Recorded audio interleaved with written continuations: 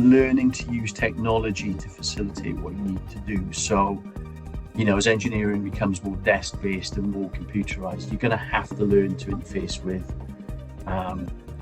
those structures and make them work for you. Even basics of, a good set of statistics, a good set of Six Sigma and Lean methodology training will go a long way to helping you in whatever you do. So they become transferable. Okay. Next question, I think you pretty much just answered, to be honest, but if there's a different example, then great. But reflecting on your career, what's one mistake that ended up being a major learning experience for you? There was that one. I think most of them have been around not seeing the bigger picture quickly enough about how we were going to resolve taking great concepts to market properly. And I would say the other one, I was listening to the audio book of something called Alchemy. Okay. And it's about there needs to be more space in the world for magic in terms of not being just spreadsheet driven. And this guy is from a marketing company who's saying that, well, Red Bull is the least commercially successful panel test of all. He took it to taste panels all around the world, and they all universally said this stuff is disgusting. And now it's second only in the market. Yeah. So it's second only in the market to Coke, right? And you kind of go, well, if we follow the spreadsheet, and the bean counters, that's never going anywhere. So there's got to be some room for this magical thinking somewhere, and occasionally you have to fight the tide. And I think probably there are times where we needed to have done that. There've been some innovation projects I worked on where we were too opinion focused before we got to trying to sort of put something out there and seeing whether it would stick. So we were too risk averse. Sure. So sometimes I think, as the guy says, you never get fired for following a spreadsheet, but you will get fired for magical thinking. So you need to do it very carefully, but back your thing. Otherwise, you wouldn't have Red Bull, which, in my opinion, is a good thing. But you can see that there's got to be some room, I think, for innovation. So is that something you're consciously kind of thinking of in your roles or your role now? Is that something you're quite conscious of, or is it just something that I don't think there's a lot of room in implantable medical devices for magical thinking. I don't think the regulators would be very keen on that. I think our role is more as a business partner. That's an interesting one, to make sure everybody's doing the right thing and enable them to do that without us losing money, because we could be the most compliant company in the world and just not be everything's just too costly and too too slow.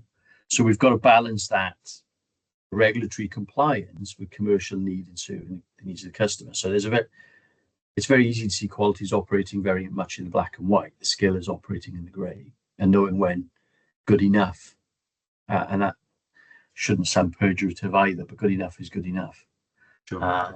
So maybe magical thinking comes more into my previous lives as a portfolio director and somebody who's been involved in innovation pipelines, and maybe giving a bit more time for ideas to land properly. If you think about Uber, we want to be a taxi firm with no cars. Okay, well, that's never going to fly. But look at it now. Yep. And again, so many major investors passed up on that because they couldn't see the value. Yeah, absolutely.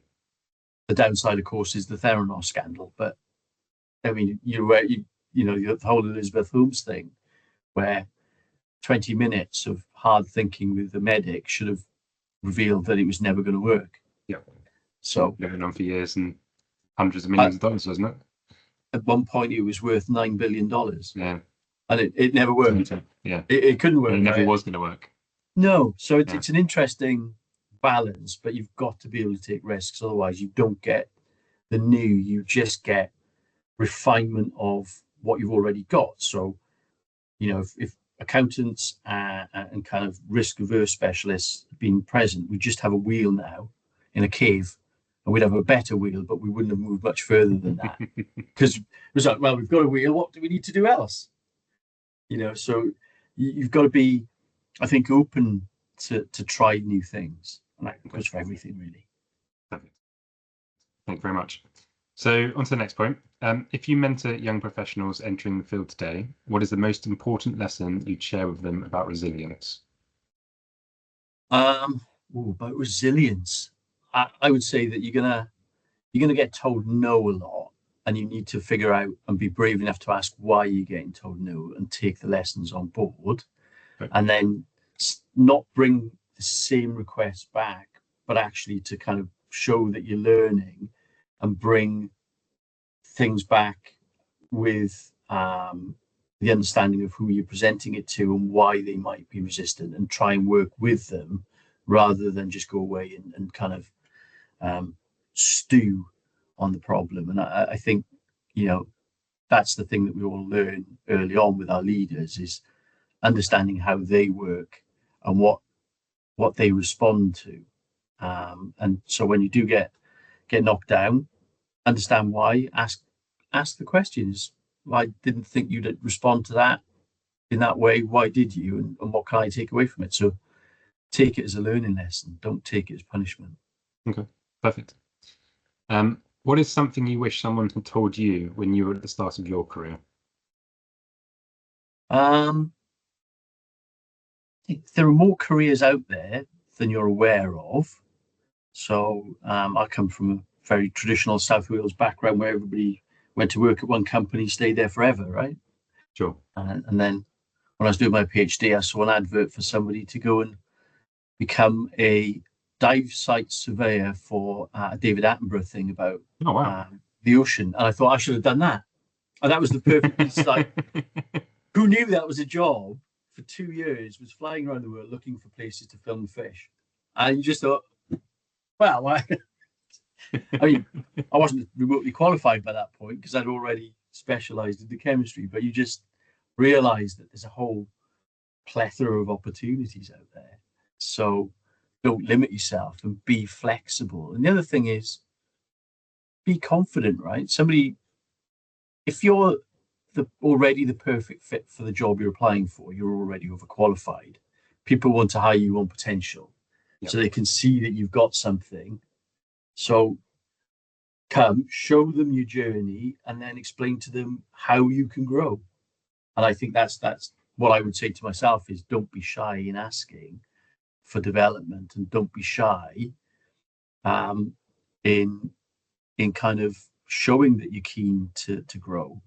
But at the same time, don't ask to get promoted immediately after you've shown that growth. Embed that growth and show that you can apply it for the good of all. And then you'll get your rewards naturally. I think I've worked with a few graduates and they say, "Oh, I've been here 6 months.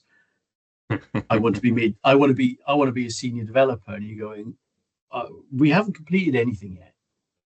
You don't really know anything. You're still in the learning phase. And I'm not saying you can't learn in 6 months or you can't learn in 3 months, but you've got to demonstrate ability before we're going to make you senior or lead or kind of team lead. And it's not, I've done that and so I get that. It's not a sort of standard Lego entitlement growth path. Cool. Okay, perfect. Thank you. And then finally, looking ahead, what skills or knowledge do you think will be critical for the next generation to succeed? Well, clearly, ability to use ChatGPT. No, I think that is in our industry. Well, it's an interesting one because I think you can use that as much as you like, but you won't be able to use it in an interview or when you're speaking to your boss about what you're doing. Yeah. So you'll get found out if you've managed to use the system to do your assignments and things.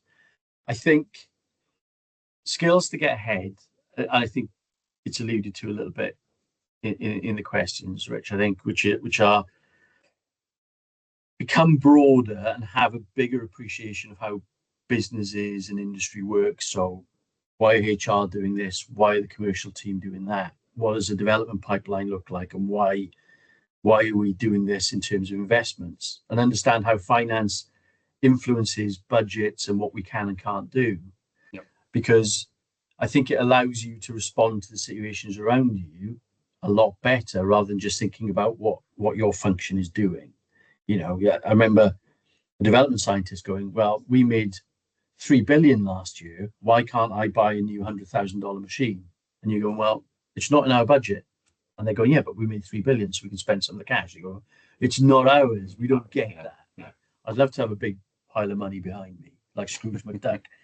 But so I think get a good business awareness and take that on with you. And then I would just say clearly, learning to use technology to facilitate what you need to do. So, as engineering becomes more desk-based and more computerized, you're going to have to learn to interface with, those structures and make them work for you. Even basics of, a good set of statistics, a good set of Six Sigma lean methodology training will go a long way to helping you in whatever you do. So they become transferable. Okay. And technology will change what we do next week and the week after. So I couldn't say, learn CAD and learn this system, because it'll be different in 3 years and 2 years. But I would say the basics of good, competent numeracy, and then the tool set around you, make that work for you rather than you work for it. And I think you'll always get where you need to be. Perfect. No, thank you very much, Joe. That was really insightful. Really appreciate taking time to have a conversation.